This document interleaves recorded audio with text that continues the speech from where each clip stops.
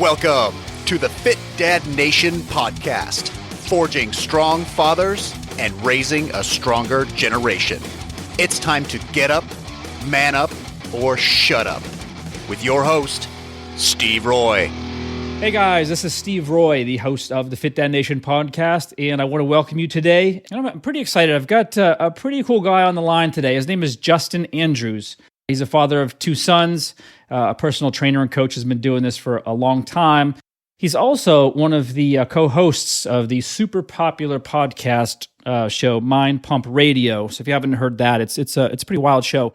Anyway, Justin, I want to welcome you to the show. And, in all honesty, I recently discovered your show, listened to some of your stuff. And you guys are doing some good things in an industry has a lot of black marks in it. And it looks like you guys are having just a shit ton of fun in the process. So, welcome and appreciate your time here.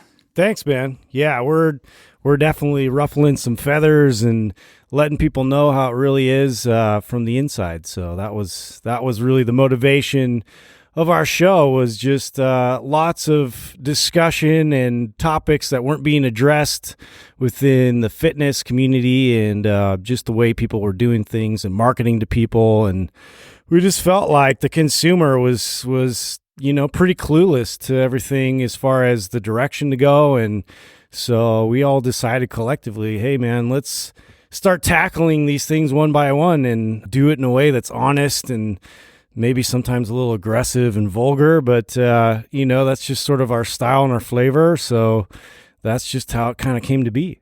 Sure. So you guys, your kind of mission is to kind of clear the air and just bring out some real truths in the industry, because obviously as well as I do, I've been doing this for a long time as well. There's just so much, of course there's a lot of great people in this industry, but there's a lot of shadiness. There's, a lot of people out just looking to make money on hot markets or trends or fads or whatever. And to me personally, it drives me insane. I hate that aspect of this business. And so when I see someone that's doing good work like this, and, you guys are just laying it out, it's not even like a structured show. You listen to it, it's like you guys are just chatting in your living room, but you're just talking real stuff. And I think that's what this industry really needs. Yeah, thanks. Yeah, that literally kind of sums it up for us. We're all qualified. We all have at least 10, 15 years, even 18 years, I guess now, Sal, between each of us. So we've seen a lot, and we've definitely, like you said, noticed these trends that pervade the industry and sort of give what we do a bad name. And it just, people get frustrated because they succumb to a lot of these promises that they get marketed to, and it just doesn't pan out for them the way they thought. And most of my career has been about sort of band-aiding a lot of these problems that people come in with, that they've already tried all these programs. They've tried the infomercial products.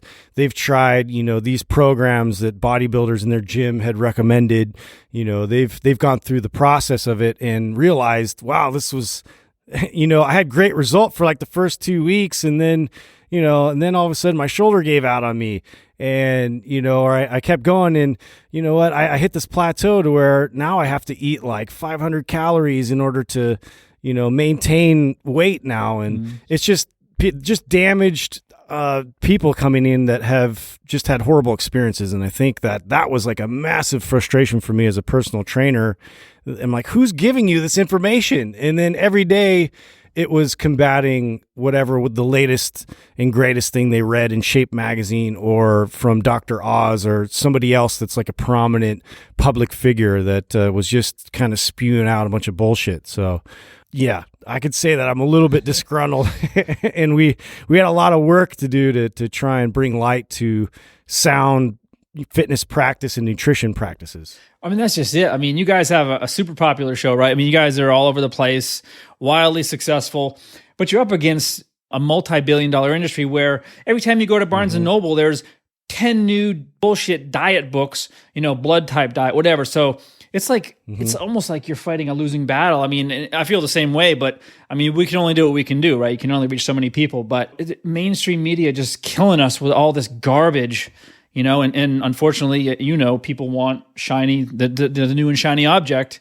Oh, this looks oh, the Simply Fit board. Oh, well, if Lori Grenier says it works and she's on Shark Tank, it must work. So I'm going to give you $30 to buy that piece of shit. Right. So that's the stuff that, just like you, I mean, drives me insane. That's so funny you brought that product. I just literally got that to do a kind of a spoof video with that exact product, and I was kind of having a good time just, spinning around on it. I'm like, what? Yep. What was actually I was trying to understand, like, if they promoted any kind of benefit to it or science or backed it up with anything other, than core stability, or balance. There's always a lot of promises, and it's the reason that's a success right there, because it's so cheap to make. It's so cheap to make. Somebody's going to feel something tangibly that just got off their couch. They're going to just twist and move and be like, oh my God, I feel a little bit of a burn. So therefore this is a great product for me, and I'm going to tell my friends about it. It's so surface that it's unfortunate, but a lot of times as fitness professionals, we try to cram good information down people's throat, and then that just ends up like overwhelming them. And it's too much, and they're not ready to kind of fully go down the rabbit hole of like the right practices, because it requires work. They do want something like that that's like, oh, all your promises are answered, because now you can just have fun and twist and do some cool goofy video, and you're going to get abs from it. I think that it's always going to be something that we battle. This is never going to go away, because it's something to do with like human nature. We want to make things to be efficient. We want things to work out. We want the results to come super quick. I mean, even myself, I'll get caught in working out again and just wanting things to happen and speed up the process of it. I'm more mature with it now, as far as understanding how the human body works and how to gradually sort of introduce things and take things, step by step. And just over the years and decades, it has taught me with my clients to present things in a more simple fashion, one by one, get them to really master them and let them adopt it themselves and incorporate that into their lifestyle. That's what's going to give them success. Not all the stuff I really want them to do out of the gates. So yeah, for sure. I mean, you make a good point. I mean, I'm all about small wins, and certainly doing something is better than doing nothing, even if it's standing on that piece of plastic. Yeah. The problem is it's marketed as a solution to obviously what every single person, pretty much in this entire world wants, or in this country at least. They want a tighter stomach. They want to lose the flab, right? But we know, everybody knows at this point, there are no shortcuts. But, when you promote it like that and you see it on Shark Tank and she says, whoa, this is phenomenal. You buy it, you use it for, 2 or 3 days. You're like, it goes under the bed, and then you never see it again. So you're right, though. We're never, ever going to win this battle. We're never going to stop seeing it anyway. Yeah, and to be honest, we talk about this a lot on the show because we know what's popular. We know what we're getting our ass kicked by. And it's all the flashy stuff. It's all the sexy, cool workouts. It's the promise of, a pill that's going to provide a fat loss solution. There's so many gimmicks and things out there that, people subscribe to. It's even on a level where we do agree with certain methods. There's always like some things that really stand out that I have a problem with. And, right out of the gates, we talked about CrossFit, and we talked about, Shreds, and we talked about some other companies, but mainly CrossFit was quite a divisive topic between, some of our audience, because it's so popular and it's held in such high regard now, but was very polarizing, and it was something that not a lot of fitness professionals would dare to challenge. And so we were just like, forget that. Like me personally, I think I was a little bit more passionate about that topic just because I live and breathe sports, and I actually had the opportunity to train quite a bit of athletes in my career, and this feeds right into the athletic mentality is, kill every workout, like go balls to the wall, like challenge yourself on every level, and just kind of, mental discipline is going to carry you through this process. There was just so many things about CrossFit that I had to come out about. Like I would never program a sequence of exercises the way that they had constructed them.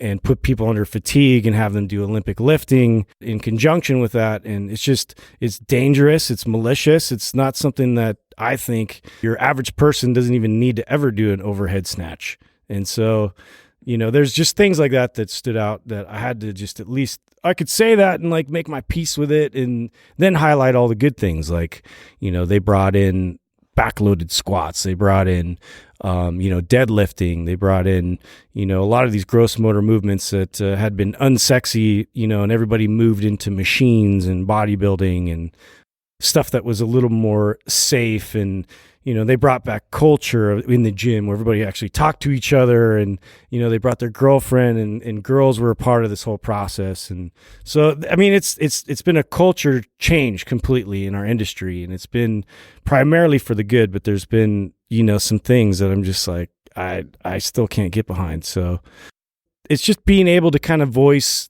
your opinion and speak your mind and see how people receive it. And so far, it's been pretty awesome how people have received it. How long has the show been up and running total?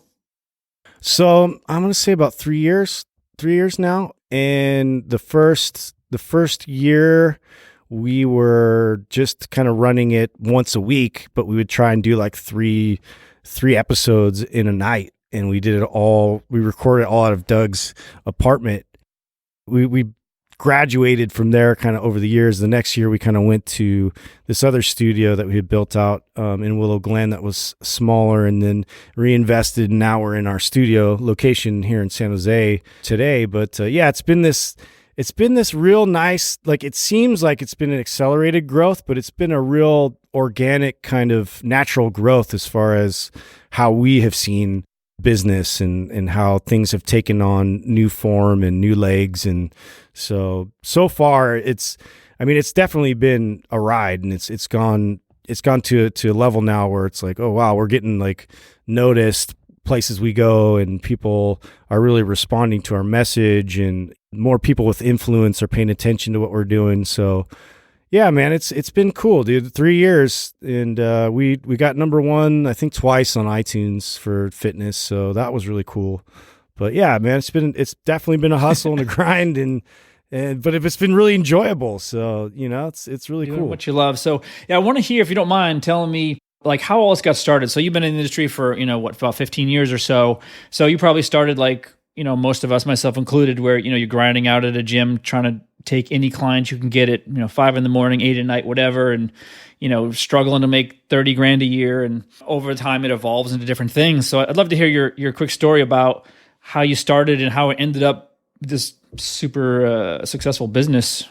Yeah, it's been a lot of businesses that have led to this business. So that's been sort of the fun and rocky ride. So I think what's unique about it is each one of us, Doug included, have all pursued different ventures and been a part of different businesses and been successful in them. And maybe some of them have, not been successful and failed, but definitely we've gone all in, in different directions. And, for me, I moved out of my parents' house. I went 2 years to San Jose State here locally, and then transferred and went to another college, Trinity, in Chicago. And so that was kind of a defining moment for me, because I just decided that I wanted to completely change my environment and get outside of my comfort zone. And so I actually got an offer to have a scholarship for this football team out in Chicago. And I knew that like as far as my size and speed and, abilities, like I was pretty limited once I was on that level, looking at all the D1 players and how they just dwarfed me at that point. And I'm still 6 foot, and I was like 235 pounds at the time. So I wasn't tiny, but it's like you're going against other guys that, will double the size, double the speed.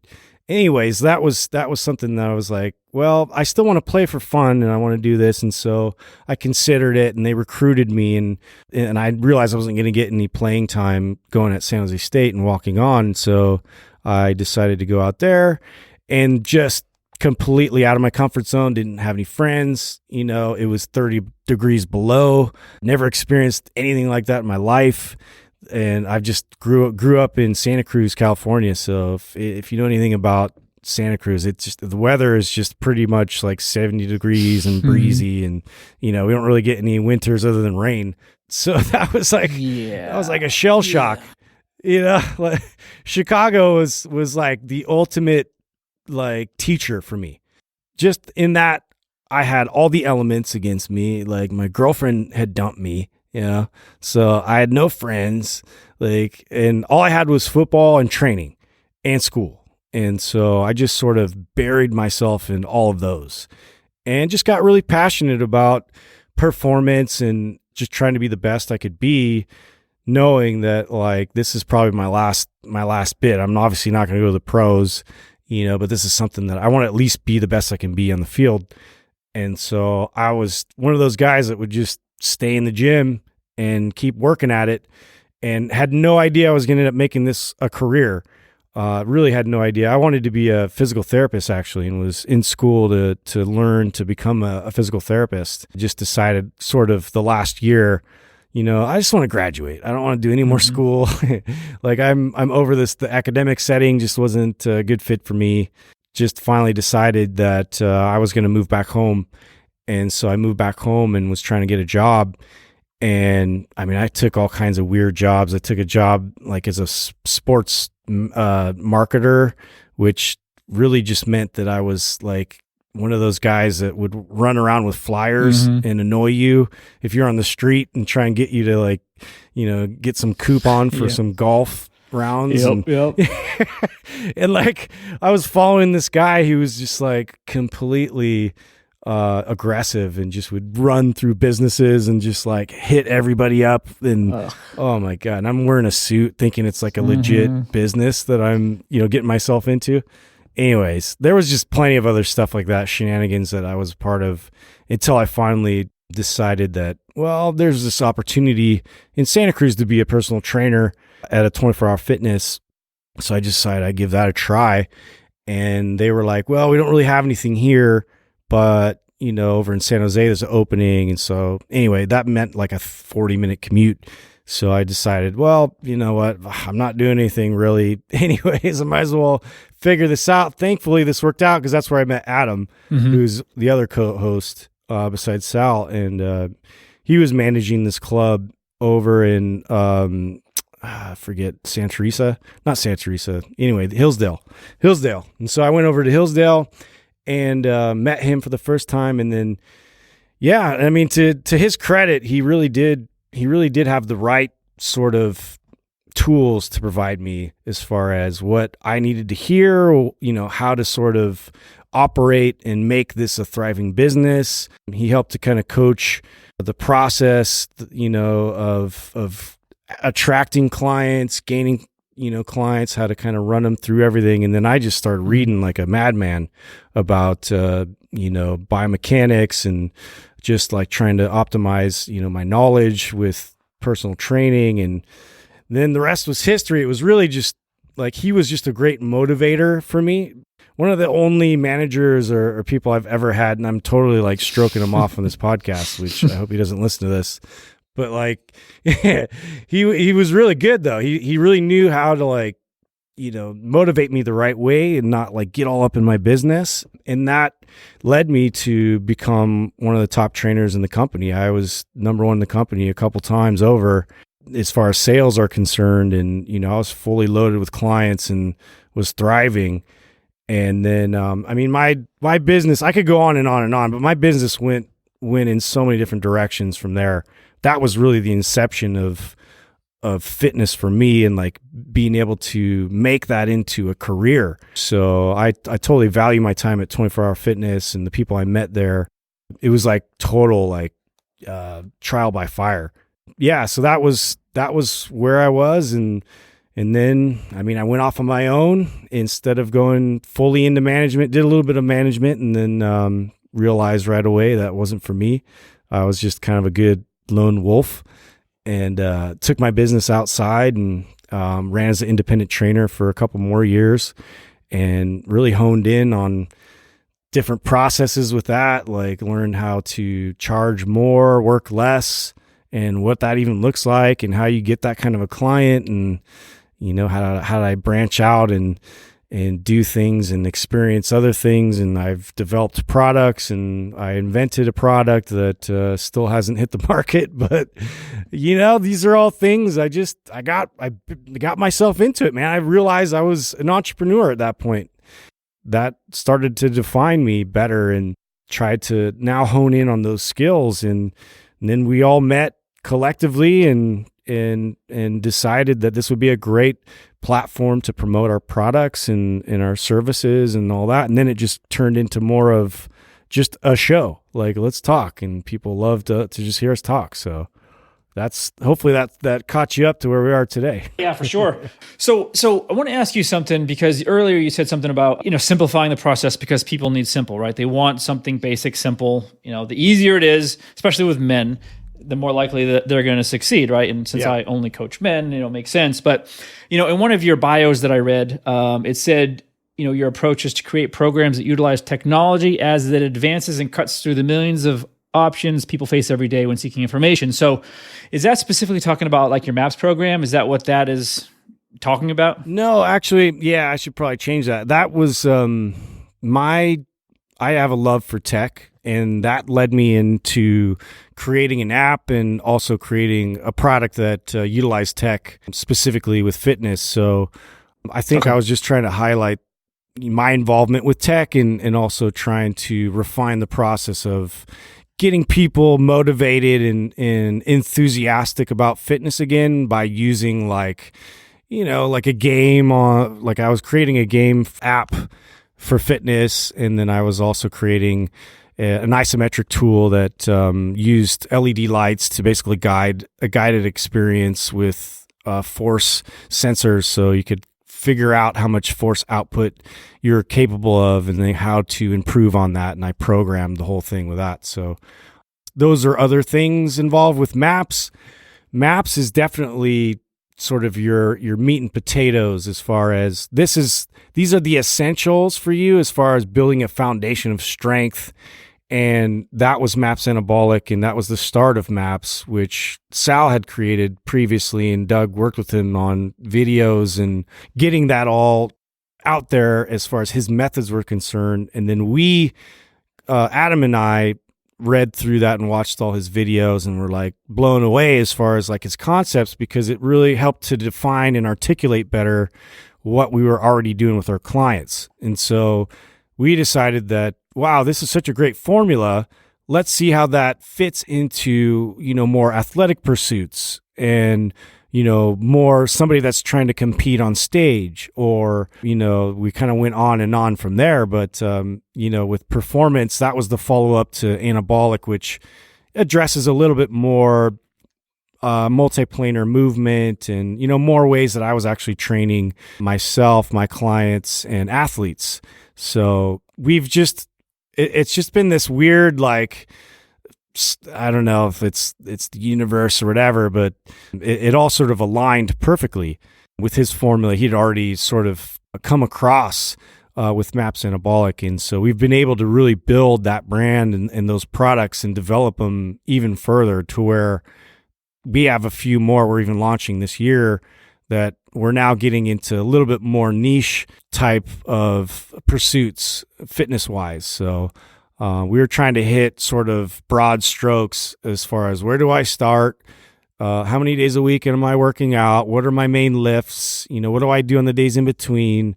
All that stuff we tried to simplify as much as possible, and provide the videos and the blueprints and all that kind of stuff, so people could just literally do it exactly to the T, and then later come through and modify, or, have a coach kind of put in place like their own exercise specifically to them. So yeah, man, that's our bread and butter. That's what took so much of our thought process, was how can we create programs that are sort of, it hits the general public where they can understand it, and it hits it like specifically, this is the nuts and bolts of what you should be doing, but if you can't do it, how are we going to address that? Because as a trainer, You don't just, it never works out when you write something out for your client where you see them that day and you're able to do everything specifically that you wrote out for them. It just never sort of pans out like that. So we had to leave room for, like, wiggle room for them to be able to modify. And we actually have another program where they're able to self-assess. So lots of the process that I took pride in was the assessment process, because that's really where you get all the information. You understand your body and what it's capable of doing and which joints aren't functioning the way they're supposed to be functioning. And so we tried to really, if anything, that I'm proud of, honestly, because that's such a complicated topic, that's one that I'm very proud of, that we were able to actually take a lot of concepts from, high level assessments like functional range conditioning.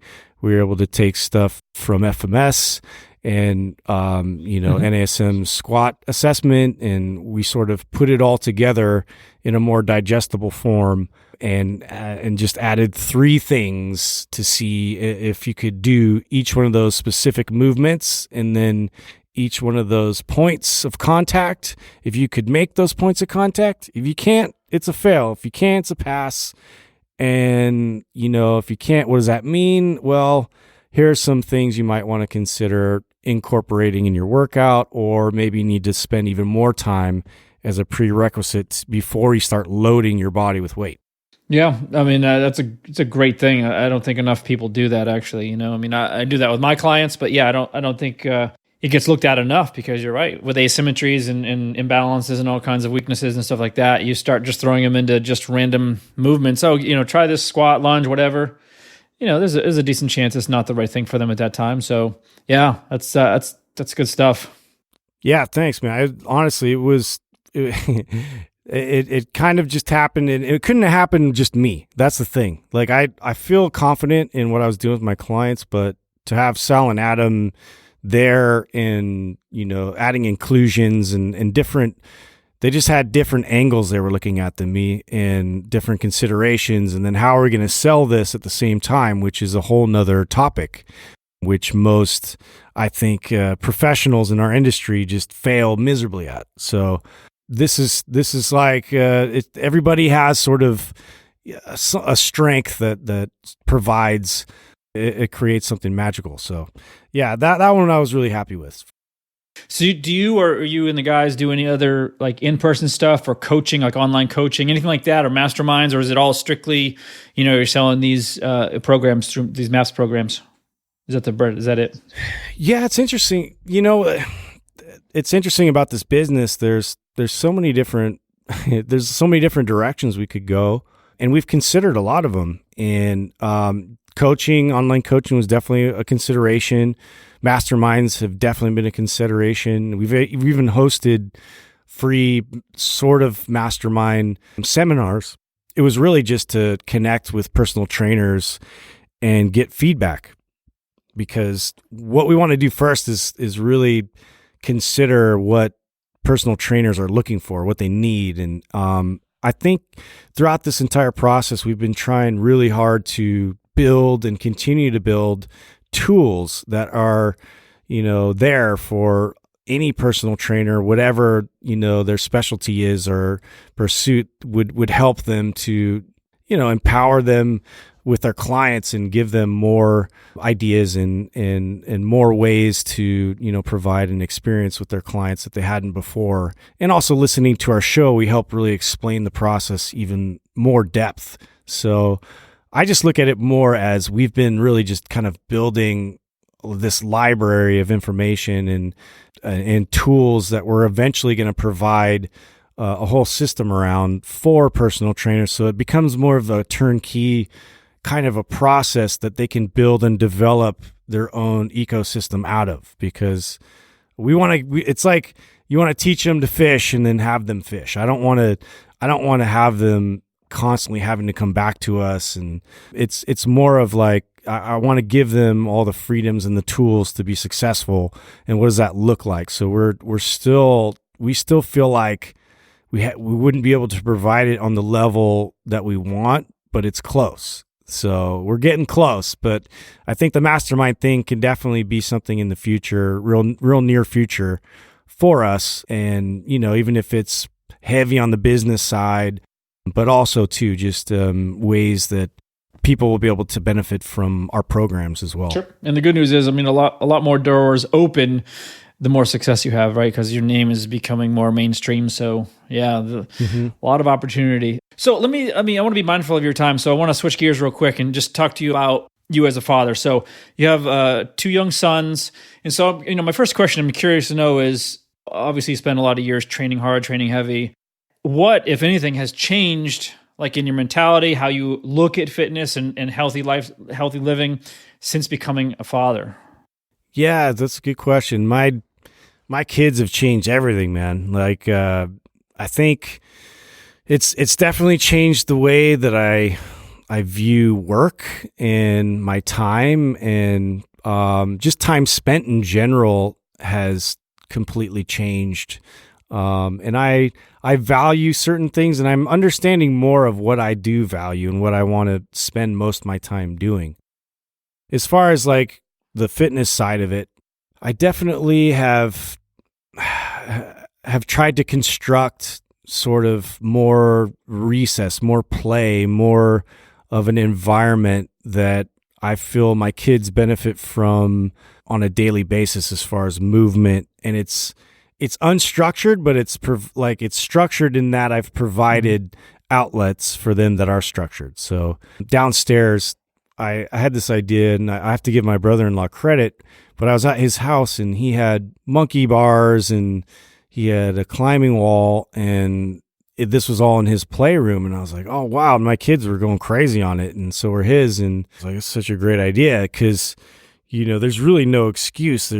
There's always that. And so I just decided to turn one of my room into the same thing, where I have all this equipment down there where they can hang on the monkey bars, they can climb on the climbing wall, they can do whatever. They can play darts, they can do gymnastics. Like, I have some mats for them there. They can do pull-ups, they can do push-ups. I have little kettlebells for them just sitting there. It's like 3-pound kettlebell.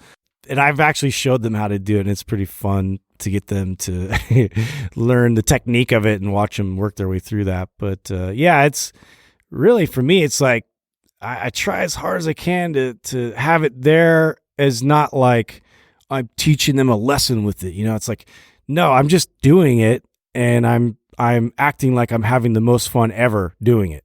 And that's really been successful as far as getting them to not be so consumed by technology and electronics. And I mean, it's a battle, man. It's a battle, and I'm sure most parents can sort of weigh in on that, as far as the ultimate battle going forward now is really like kid versus iPhone. And it scares the shit out of me, like seeing these kids just super consumed by it every day. And it's like, it's creating, it's just, you could just see visibly like what it's doing to behaviors. And I'm trying as hard as I can to be like, because I mean, my kids are 8 and 5, and so I have a little bit of time left where I don't have to like actually get them a phone yet. And I know it's going to come to that point where I'm going to have to deal with it. And so I do have a bit of control still, but they do get time on it. So I'm not like, I don't treat it like candy or something like that, where it's like, well, I guess I do treat it kind of like candy. So it's like a treat that, they get a certain allotted amount of time to play video games and stuff on it. But yeah, like I'm like hoping that I can get them doing stuff outside, and I can keep these habits up that are fun, and it really helps them to develop their physicality and their understanding of their body. Even if they're not doing sports, they're going to be doing something active. And so I really feel passionate about creating that everywhere around my house. And so this summer too, I'm on this like mission to build a tree house that they can have, to where it's got all this stuff where they can, zip line and climb up these ladders and all that kind of stuff. So Yeah, man. That's like the kids, for me, that's so important because I feel like that is just completely neglected in schools now. They're just not active enough. They're not being physical. And I have to do my part to make sure that does happen. It's horrible. So when you build this treehouse, is it going to be Star Wars themed? You're a big Star Wars nerd, Yeah, right? I'm sure there'll be elements of it. Yeah, I mean, I'm a super geek when it comes to that. So, I mean, I wouldn't hate it. You know, it's hilarious. I actually I think I showed my oldest Star Wars when he was like 2.5 or 3, and I remember getting so much grief from like my mom and my wife, like, because it was like violent, you know. I'm like, it's not violent, it's like lasers, you know. Like, nobody's getting their heads blown off, you know. So at a young age, they were big fans, and I was not hating that. So yeah, you could see. I'm sure there'll be some elements of Star Wars up there at some point. You know, we got all the lightsabers and everything at the house, so I'm sure. I'm sure it's inevitable. Yeah, I was actually going to bring this up earlier in our conversation, but I thought you might hang up on me because my daughters, who are 12 and 9, have never seen a single second of Star Wars, and I figured, this guy's not going to work out. Just click. Oh man, that's it. I'm that dad that was keeping his kids from watching Star Wars, you know. But yeah, I know. Tragedy. I know.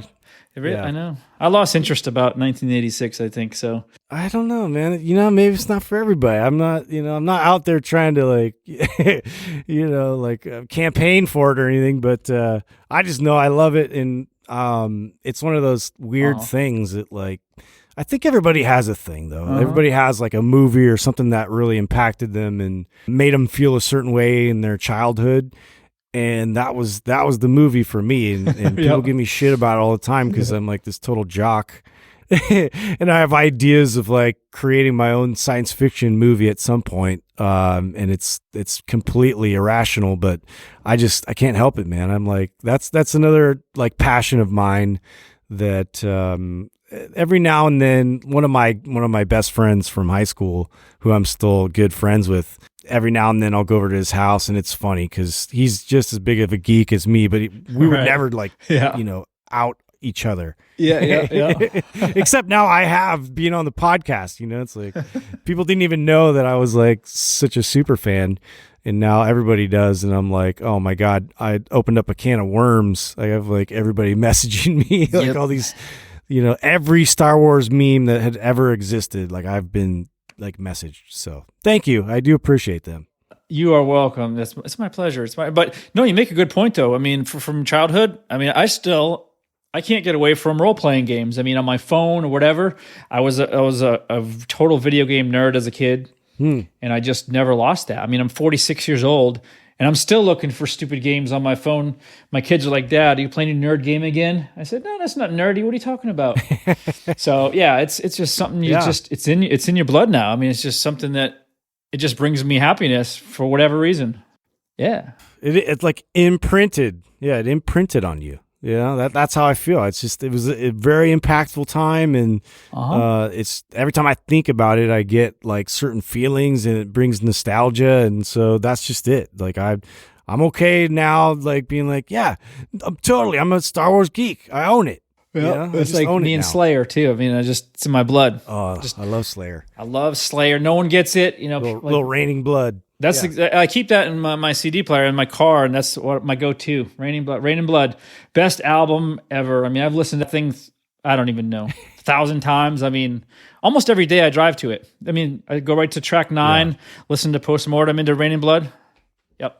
Yeah, but do you drive with your windows down at full blast? No, I don't do that. It's like you're true. Okay, yeah, I don't either. I don't want to offend too many people. I'm a super metal fan. Yeah, exactly. Children, you know, some old lady. That's some pretty violent stuff.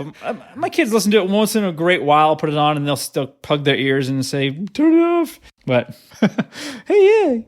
Oh my God, you play that for your kids? That's great. Yeah, I've done that actually a couple times with, I'm sure Metallica or, you know, something a little less, you know, crazy, but I think Pantera one time. But yeah, I'm a super metal fan as well, so I'm like... Oh, I don't care anymore. That's another one of those things. Like, but who cares if not a lot of people like it? You know, I honestly, I love that. Like, I love that, like, I'm into things that not a lot of people are into, and I prefer that. at this point in my life. Like before, growing up, you're like, you want to be cool, and like, what's everybody doing, and what do they like? And now I'm like, I don't give a shit. Yep. I don't give a shit if you like it, you don't like it. This is what I like. That's exactly right. Like exactly make fun right. of me all you want. I don't care. So, it's liberating, man. Yeah, for sure. So let me ask you one more thing here. This is a show for dads. Most of the guys listening here are 35 to 45, relatively sedentary lives, probably haven't really trained hard in 15, 20 years, typically eating the American diet, normal stuff, want to lose, 20, 30, 40 pounds of fat around their midsection, want to feel better, look better, all that good stuff that goes with that. So what would you tell, the average desk, employee that hasn't been, exercising consistently in a long time, but, is at a point now that they want to turn their life around. They want to, start feeling better, moving better, having more energy. They want to look better for their wife, and just basically want to just get down the right path to living a healthier and better quality life. Yeah. What would you tell that guy? I would definitely put a lot less pressure on the process, and by that meaning simplification. So we got to start with the biggest rocks, meaning sleep. So, which is one thing in my career that I was like, I never talked about or was very focused on, but, realizing the importance of sleep and just, how we're regulating hormones and how, your body's really recovering at its full capacity when you get, the good quality sleep. On top of that, just taking it one thing at a time. So I know the step count thing is somewhat, it seems like patronizing on some level, but like just being more active and noticeably being more active. So however you want to use a metric. So these Fitbits and these wearables are great as far as like having something. It's like an accountability for getting up, moving around, just being more active when you feel like you're off work, which happens a lot of times. You're at work, you're sitting, you're grinding, you're under an insane amount of stress, you're under these deadlines, and you come home and you just feel like you want to kick your feet up and lay on the couch, turn the TV on, get to whatever you got to do. But at that point, we just, we neglect movement. And I just having that in the back of my mind has helped so much. Just knowing that I'm going to burn calories. My body fat is going to be affected just based off of my activity levels increasing, and especially on the weekends. So, when you want to watch football or, you want to take it easy because the work week has been so stressful or whatever, we got to turn that into like active recovery. So whether we're out in nature hiking, which I highly suggest, these all seem like very simple things, but like you literally have to tell people to do these things or they won't do them. And then we can progressively kind of get more into not being so regimented about having to eat.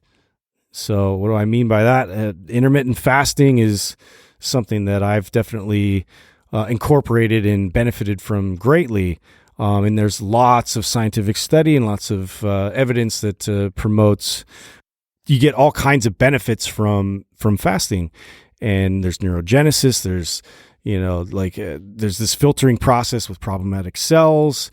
It's a really healthy thing to do to be able to operate on a different operating system. So if we're always running on glucose, then, your brain's affected, you're not operating at your full capacity. So to be able to actually understand what true hunger is and to operate off of ketones is something I highly suggest as well, just for mental clarity, for the spiritual elements it provides, just understanding too on a basic level, you don't need to eat all the time. You're not going to lose muscle, that rapidly. Like there's just like so many health benefits to it, anti-cancer benefits to it. So that's one I definitely suggest, as well as far as like working out is concerned, besides just slowly increasing activities, focus on, 2, maybe 3 times a week of resistance training.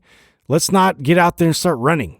I think that's the biggest problem. I think everybody wants to get out there and start running, and they have bad mechanics, and they have bad recruitment patterns and things they need to address. And that just compiles on the issue and brings all kinds of new pains. And so, understanding what some of the basic, most bang for your buck exercises, how to do those. So whether you need to hire a coach or go through a program to understand how to properly squat, how to properly deadlift, how to properly overhead press, and then, even just those three, maybe add in some bench.